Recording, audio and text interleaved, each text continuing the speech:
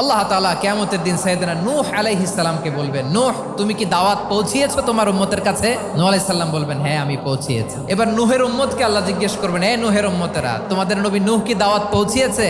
নূহের উম্মত বলবে, না আল্লাহ, কোনো দাওয়াতও আমরা পাই নাই, আপনারাও চিনি নাই, জান্নাতও চিনি নাই, জাহান্নামও চিনি নাই। নূহ আলাইহিস সালাম বিপদে পড়ে যাবেন। তখন আল্লাহ বলবেন, নূহ তোমার পক্ষে কোনো সাক্ষী আছে? নূহ আলাইহিস সালাম বলবেন, আছে। কে? উম্মতে মুহাম্মাদি। তখন আমরা বলবো, আল্লাহর নবী নূহ আলাইহিস সালাম তিনি আপনি যা যা বলেছেন ঠিক তা তার উম্মতের কাছে পৌঁছে দিয়েছে। এবার নূহের উম্মতের সাথে আমাদের ঝগড়া লাগবে। তারা বলবে, তোমরা আসছো আমাদের হাজার হাজার বছর পরে, তোমরা কি করে জানলা? তোমাদের সাক্ষী ধর্তব্য হবে না? আমরা তখন বলবো, আমাদের কোরআনে তোমাদের নবীর নামে আল্লাহ তাআলা একটা সূরা নাজিল করেছেন, সূরাতে নূহ। দিন রাত এক করে তোমাদের কাছে তিনি দাওয়াত পৌঁছেছেন, সব আমরা জানি। আমরা যখন বলবো এই কথা, নূহের উম্মত চুপসে যাবে। তখন আমরা সত্য বলেছি কিনা এটা আল্লাহ তাআলা জানতে চাইবে বিশ্বনবীর কাছে। তখন বিশ্বনবী আমাদের পক্ষে সাক্ষী দিবেন। আওয়াজ করে বলেন আল্লাহু আকবার।